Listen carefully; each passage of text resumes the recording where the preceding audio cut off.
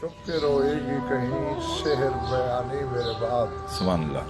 اور نطق کو ترسیں گے الفاظ و معانی میرے بعد. کون افکار کی کلیوں کے ورق لوٹے گا، اور کون برسائے گا اسرار کا پانی میرے بعد. اور کون دریائے عبارات بہائے گا بھلا، اور کون سنوائے گا خطبات زبانی میرے بعد. ایک عہد ساز شخصیت، سینکڑوں علوم پر مہارت، صرف، نحو، علم حدیث، علم تفسیر، علم درایت، علم الافلاک، علم العداد، الحروف، تاریخ، فلسفہ، حکمت مطالعہ، عرفان، تصوف، علم النفس، غضنفر.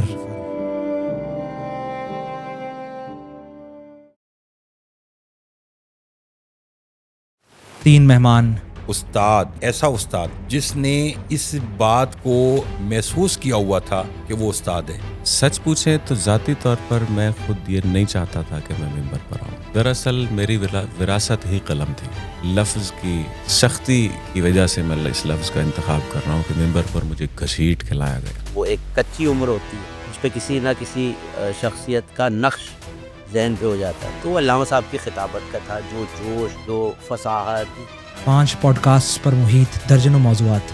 میں نہ ہی ادراک اور تعلیق کا قائل اور نہ ہی ناجائز قصر نفسی کا،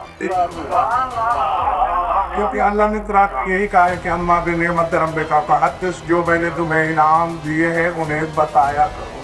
غضنفر کی شاعری. ششدر ہے غضنفر کہ یہ بچے کا ہدف ہے. آیا ہوں برہنہ سر حشر غضنفر، میں ذوق کے تماشا میں کفن بھول گیا ہوں. غضنفر کی عجیب نوعیت کی کتاب دوستی. 400-500 کتابیں تھیں اس کمرے میں، ڈرائنگ روم میں بیٹھے ہوئے تھے والد صاحب کی جگہ، اور میرا کلیکشن ایک الگ کمرے میں اندر تھا. دائیں بائیں سے مجھ سے کہنے لگے کتابیں کہاں رکھی ہیں. اب آپ دیکھیے کہ ایک کمرے میں 400-500 کتابیں اور وہ کہہ رہے ہیں کتابیں کہاں رکھی ہیں. غضنفر کا وسیع مطالعہ اور اس کے مصادر. مطالعے اور حافظے کا عالم یہ تھا. میں نے ان سے سوال کیا کبھی جناب طالب مجلس پڑھی ہے آپ؟ کہنے لگے نہیں، کیونکہ نقطہ آفرینی ختم تھی ان کی. کہنے لگے تم نے وہ فلاں روایت دیکھی، فلاں روایت. میں نے جی 1-2 روایت. کہنے لگے اب اگر کوئی کہے گا تو پڑھ دو.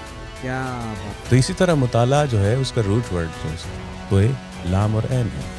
طلوع اسی سے ہے. مطالعہ تب مطالعہ کہا جائے گا جب آپ کے سینے کے اندر معانی کا سورج طلوع ہونا شروع کرے، علم کے چراغ کا سینے میں روشن ہونا. مطالعہ اس کے اسباب میں سے ایک سبب تو ہے، لیکن اس کا بلا واسطہ جو تعلق ہے وہ فیض سے. مختلف مشکل عناوین پر پڑھی گئی مجالس. لگے کیا موضوع؟ میں نے کہا جی لفظ غیر منطق. یوں دیکھا مجھے، کہتے ہیں یہ تو حدیث حدوث الاسماء کا لفظ ہے. کہیں اور بھی تو ہو سکتا تھا نا، ان کا حافظہ بھی تو بڑا غضب کا تھا. کہتے ہیں حدیث حدوث الاسماء. میں نے کہا جی. اٹھ بیٹھے. کہنے لگے جانتے ہو کیا کہہ رہے ہو؟ میں نے کہا جی جانتا ہوں. جانتے ہو پھر بھی کہہ رہے ہو. عزیز علی رضا سلمہ نے جو موضوع دے دیا ہے اشتہار میں، وہ عالم کچھ نہیں بلکہ علم کچھ ہے. شرح کرنی ہے آپ نے حدیث حدوث الاسماء کی، تو میں بن چکا رہ گیا. خطبات پر عبور. کسی بھی کتاب کا ایک نسخہ نہیں چھپتا کہ جو صرف غضنفر خرید لیتا ہے. ہزاروں چھپتی ہیں، لیکن اور کوئی خطبہ پڑھتا کیوں نہیں؟ یہ بازی چاہے اطفال نہیں. خطابت کا خاص انداز.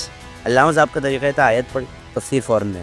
مثال کے طور پہ کہ جو حسنہ لائے گا، انہوں نے کہا بھائی یہاں حسنہ سے مراد نتیجہ پہلے لے لو، ولایت علی. اب سن لو 2 باتیں. غضنفر کی نجی محافل میں علوم کی بھرمار.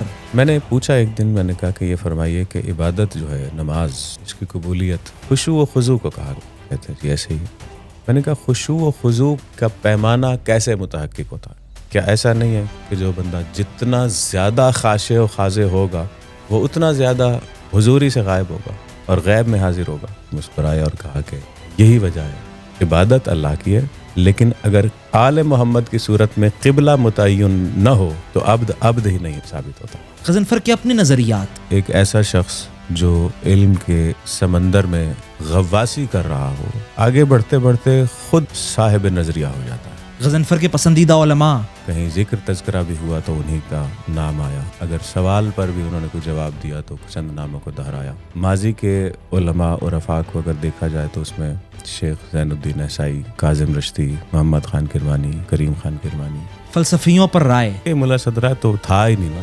था मुल्ला सदरा कभी उन्होंने किसी हवाले से, एक होता है कि किसी इल्मी गुफ्तगू में कोई कोटेशन आ जाती है किसी राइटर की या किसी के नज़रिए के तौर पर बात आ जाती है कि उसने ये कहा, मुल्ला सदरा उनके इल्म की सल्तनत में मुल्ला सदरा नहीं रहता था, उसका बाशिंदा नहीं था। मारूफ उलमा पर राय। इरफान की दुनिया में देखा जाए, मुझे लगता है कि जो मिंबर पर सीरत से हटकर इरफानी एतबार से जिन नज़रियात बयान कर रहे हैं या कर चुके हैं, जितना मैंने सुना है, उससे मुझे महसूस होता है कि आप खुमैनी की सरहद से बाहर नहीं निकले।